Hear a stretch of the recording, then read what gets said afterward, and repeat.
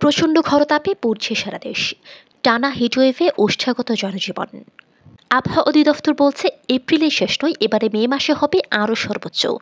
রাজধানী সহ দেশের খুলনা, রাজশাহী, রংপুর সহ উত্তর ও দক্ষিণ পশ্চিমাঞ্চলে বয়ে যাচ্ছে হিটওয়েভ। চলতি মৌসুমে সব রেকর্ড ভেঙে সীমান্তবর্তী জেলা চুয়াডাঙ্গায় তাপমাত্রা ছাড়িয়েছে 42°C উপরে। জেলা জুড়ে হিট অ্যালার্ট জারি। গত কয়েকদিনের টানা দাবদাহে নাভিশ্বাসের অবস্থা রাজধানীবাসীরও। তাপমাত্রার ঊর্ধ্বমুখী পারদে নাজেহাল জনজীবনে এখনও মেলেনি স্বস্তির ন্যূনতম সেরে ফোটা। মাত্রাতিরিক্ত তাপপ্রবাহের কারণে ব্যক্তিগত গুরুত্বপূর্ণ কাজ ছাড়া ঘরের বাইরে বের হয়েছেন খুব কম সংখ্যক মানুষই। ঢাকার তাপমাত্রা এর মধ্যেই উঠেছে 40°C, কিন্তু বাতাসে জলীয় বাষ্পের কারণে রীতিমতো মনে হচ্ছে 40 থেকে 42°।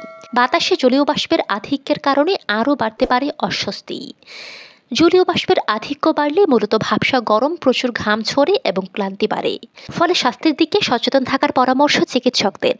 তবে এই দুর্দশা থেকে সহজেই মুক্তি মিলছে না বলে পূর্বাভাস আবহাওয়া অধিদপ্তরের।